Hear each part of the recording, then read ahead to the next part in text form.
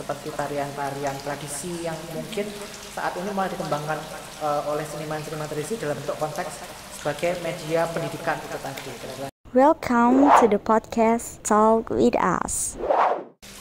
Ya, selamat pagi, siang, sore, dan malam, kapanpun dan dimanapun kalian menonton ini. Perkenalkan, nama saya Stephanie Baru Purba dengan dalam kegiatan podcast Talk with Us dengan tema berekspresi bersama seni teater dan tari. Nah, kegiatan ini ada dari ASWA. ASWA merupakan subdivisi BEM ya FMIPA yang bergerak di bidang seni dan berasal dari UM. Nah, ada 3 bidang seni yang ada terdapat dalam ASWA, yaitu musik, teater, dan rupa. Podcast kali ini yang kita bahas adalah mengenai teater sesuai dengan tema yang sudah saya katakan. Nah, kita dalam podcast ini kita kedatangan tamu, ada di sebelah kiri saya, yaitu Nyai Roro Dadak Purwo. Halo. Ya, halo As. Nah, Nyai Roro Dadak Purwo ini merupakan nama panggung beliau ya. Benar sekali. Nah, dengan kalau nama aslinya ini Mas Agus Eko Suryanto, SPD GR, dilahirkan di Banyuwangi pada tanggal 2 Agustus 1990 ya Mas ya? Iya. Nah, Mas ini ternyata juga merupakan alumni Universitas Negeri Malang loh. Beliau merupakan lulusan S1 Pendidikan Seni Tari dan Musik di Fakultas Sastra Universitas Negeri Malang. Nah ya. Benar banget. Nah, Anak sastra. sastra. Ya. Jadi kan masnya kan ya sudah berpengalaman ya. Ini ada pertama sebagai perancang busana tari yang pernah dikirim ke Jerman pada tahun 2014. Lalu pernah diundang dalam acara Sudut Pandang Metro TV sebagai penari yang bergerak di bidang virtual tari 2014, serta diundang dalam acara Hitam Putih Trans 7 sebagai penari yang di bidang virtual tari tahun 2015.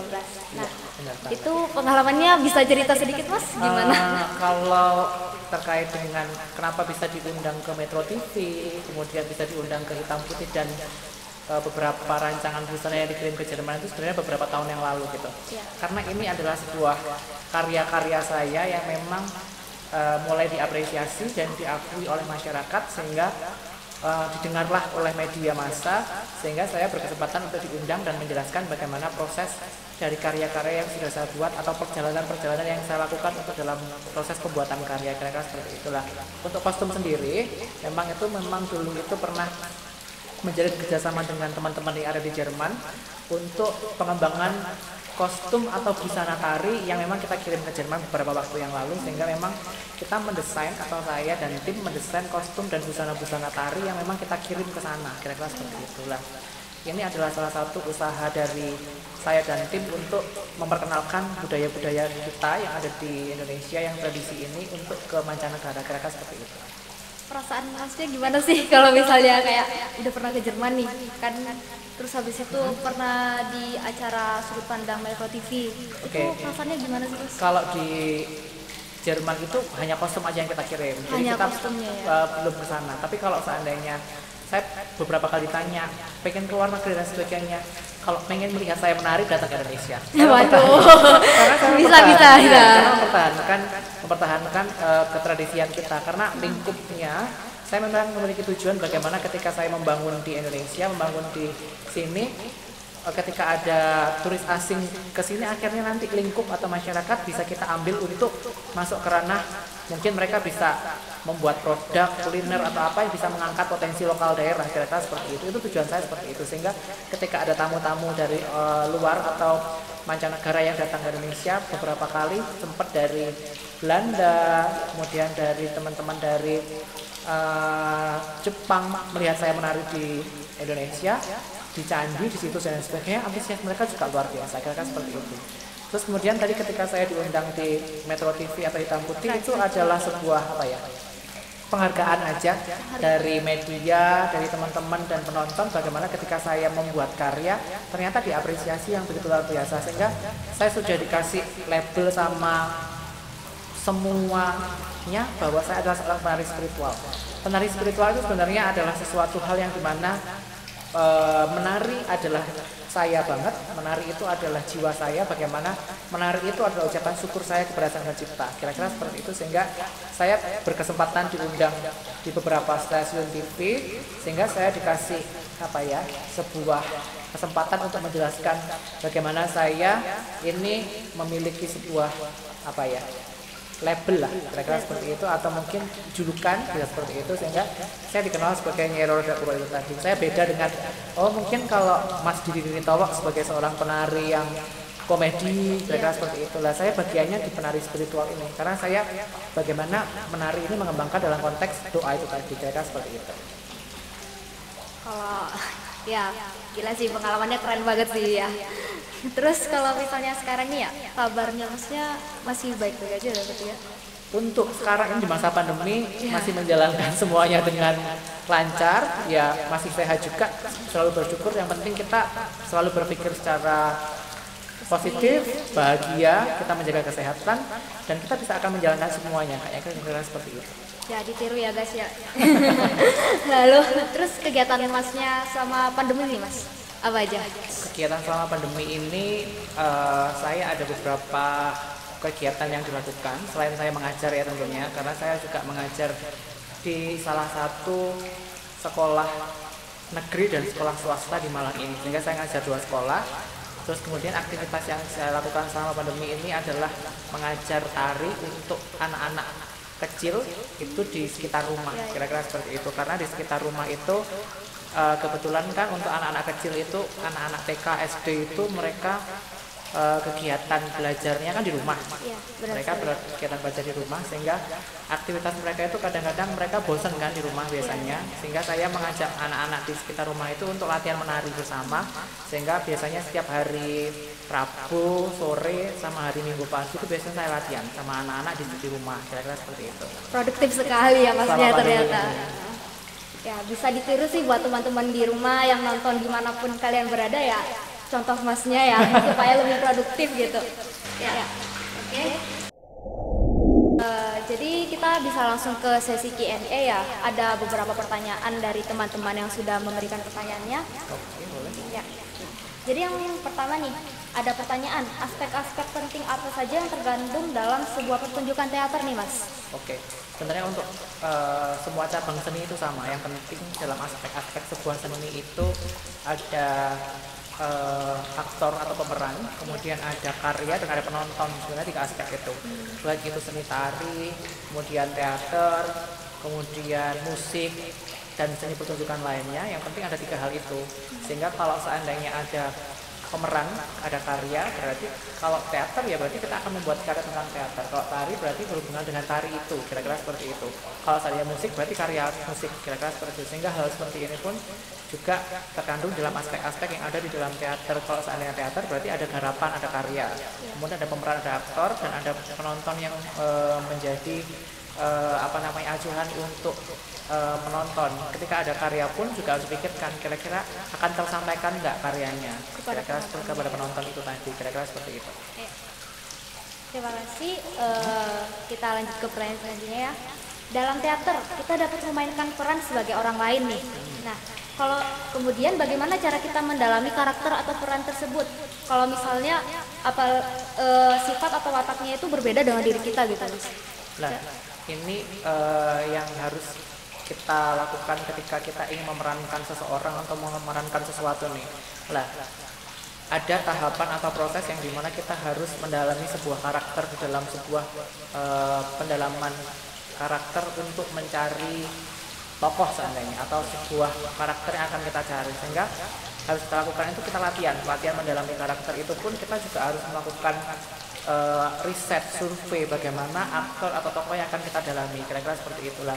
Sebelum kita melakukan itu kita juga ada latihan-latihan dasar kan. Di latihan dasar itu kita belajar bagaimana menjadi bentuk-bentuk yang lain atau karakter-karakter yang lain, mulai dari olah vokal, pernapasan dan sebagainya. Baru kita mendalami karakter atau tokoh tersebut, bagaimana kita bisa melakukan riset kira-kira kalau anak usia 12 tahun itu karakternya apa aja, ciri-cirinya seperti apa. Kemudian kalau orang yang lebih tua, mungkin umur 30 tahun, mungkin umur 60 tahun, karakternya seperti apa, ciri-cirinya seperti apa. Mungkin cara ngomongnya pun berbeda. Karakter laki-laki dan perempuan pun juga berbeda. Sehingga nanti akan mempengaruhi bagaimana ketika kita akan memvisualkan itu menjadi karakter itu, kita akan mendalami karakter tersebut. Jadi kita harus riset dulu kira-kira seperti itu. Antara pedagang di pasar sama mbak-mbak yang jualan di mall itu berbeda. cara dia menyampaikan dagangannya atau mungkin dia promosi jualannya pun berbeda, kira-kira seperti itu. Ya. Oke, bisa dilanjut mungkin ya Mas ya. Oke, boleh. Ketika ini kalau misalnya ada kesalahan nih Mas, lagi tampil kan ya, terus habis itu mungkin dia grogi atau sehingga menyebabkan terjadi kesalahan gitu ya. Nah, cara mengatasi hal tersebut itu kalau misalnya di atas panggung gimana oleh pemeran teaternya? Oke, ini kalau apa ya,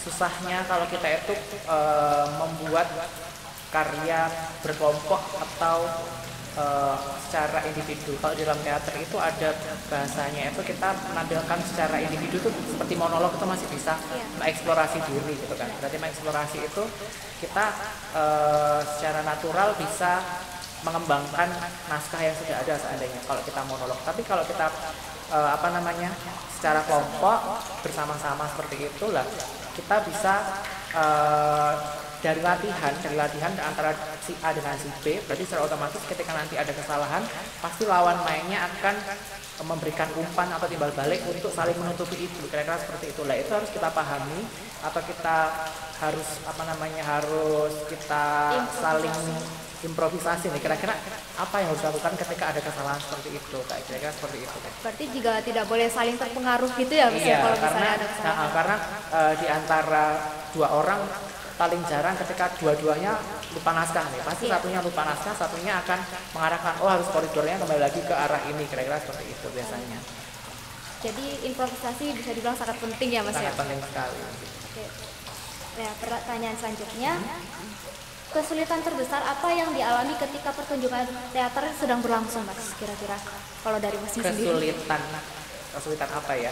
Sebenarnya kalau dari pengalaman, karena kebetulan saya ini kan mengajarnya itu mengajarnya itu tidak hanya teater saja. Jadi di dalam teater itu kandungan yang diambil itu saya memberikan sistem pembelajaran kepada siswa itu bagaimana merangkum antara cabang seni sehingga menjadi produk teater, misalnya seperti itulah.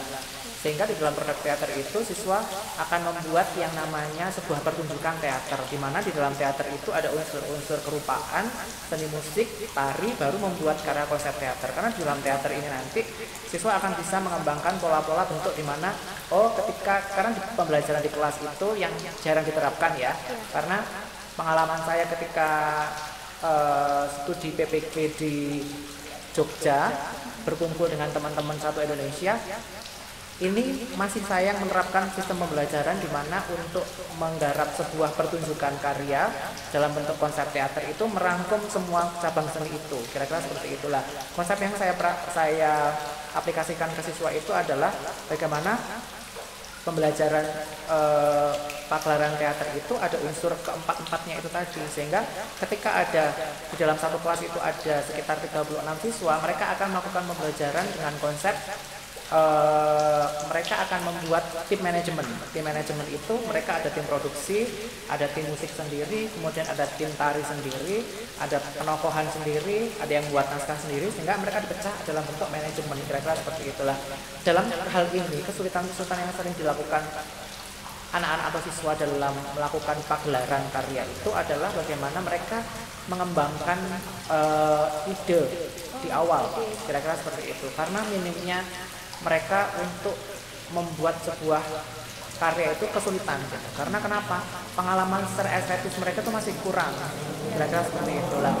Mereka kurang paham bagaimana menanggapi hal-hal yang sedang terjadi di lingkungan kita, kira-kira seperti itu. Sehingga itu bisa menjadi sebuah ide yang bisa kita gali untuk dijadikan sebuah garapan, menjadi sebuah cerita di dalam sebuah teater itu sendiri, kira-kira seperti itu. Sedangkan di dalam pertunjukan itu kita akan menyampaikan apa nih yang akan kita sampaikan kepada penonton, makna-maknanya apa aja, kira-kira tersampaikan nggak, kira-kira seperti itulah. Kesulitannya di situ, kira-kira seperti itu.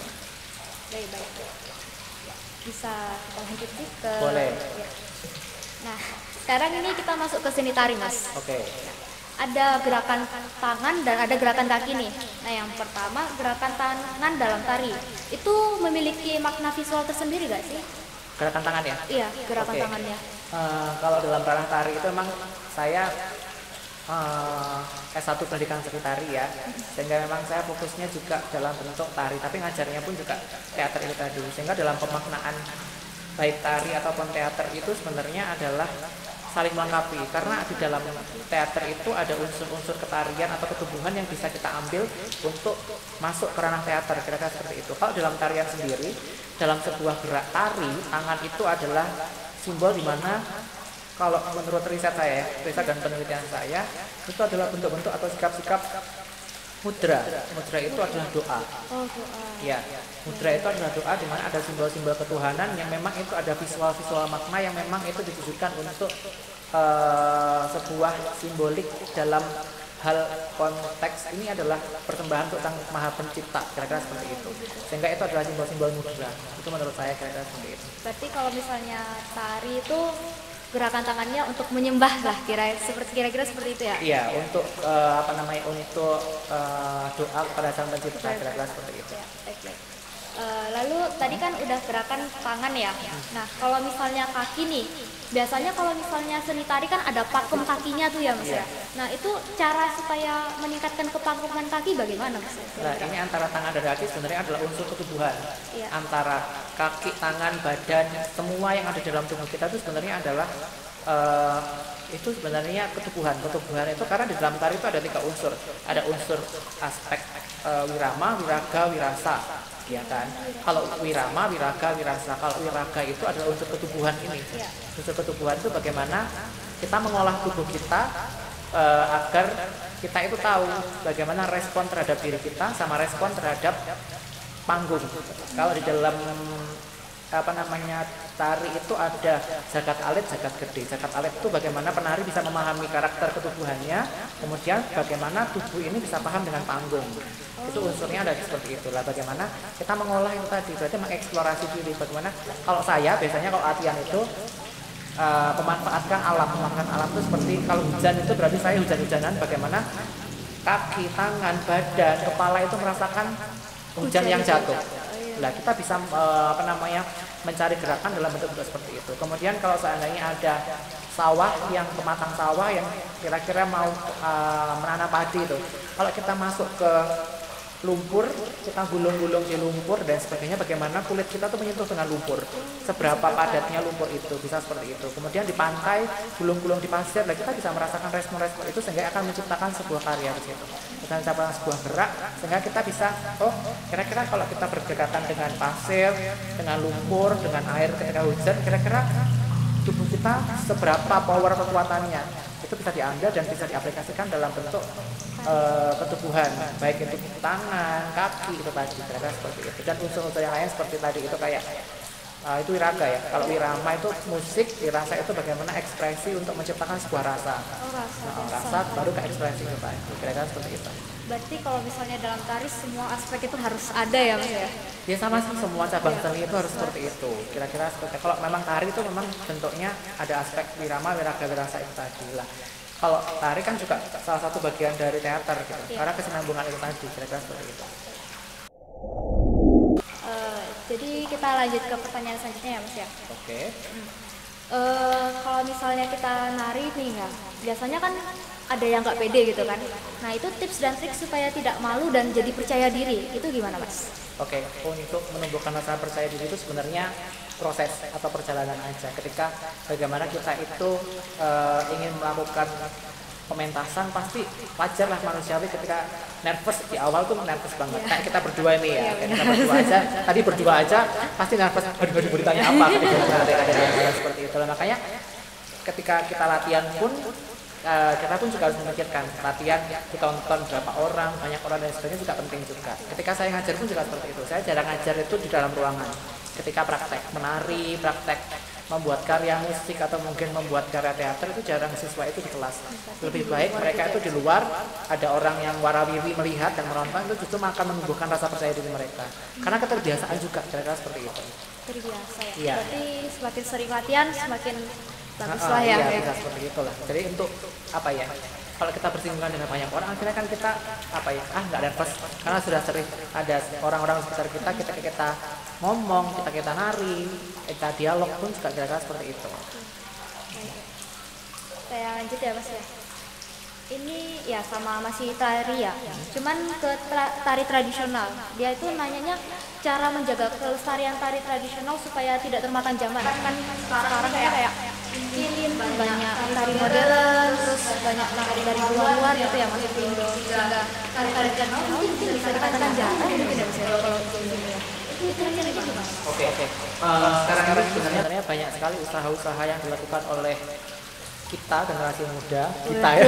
Iya, siap Mas. Kita generasi muda ini melakukan hal-hal yang kaitannya dengan melestarikan budaya tradisi, atau mungkin bisa tarian, atau mungkin kebudayaan yang lain dan lain sebagainya. Banyak sekali, kayak contohnya sekarang ini banyak postingan-postingan dari beberapa orang yang menggunakan musik-musik tradisi dan sebagainya lah. Hal seperti ini adalah hal usaha yang dilakukan generasi muda untuk tetap mempertahankan, kira-kira seperti itulah.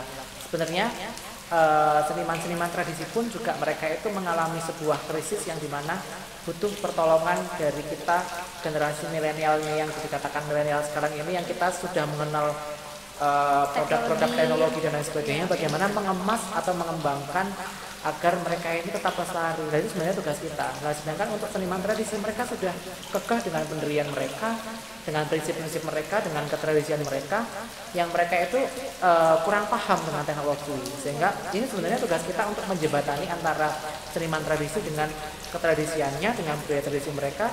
Lah, tugas kita nih sekarang yang bagaimana agar mereka ini tetap bisa lestari dan bisa berkembang. Tentunya seperti itulah, termasuk salah satu usahanya sekarang ini mungkin banyak yang sudah mulai merambah belajar-belajar tarian, gamelan, atau mungkin teater-teater tradisi yang memang sudah mulai banyak dikenal orang. Lah, sekarang pun yang sering terjadi itu malah banyak sekali turis-turis asing yang mulai mau belajar gamelan, kemudian nyinden, tarian tradisi, kira-kira seperti itulah. Generasi muda yang sekarang seharusnya malu, karena kenapa?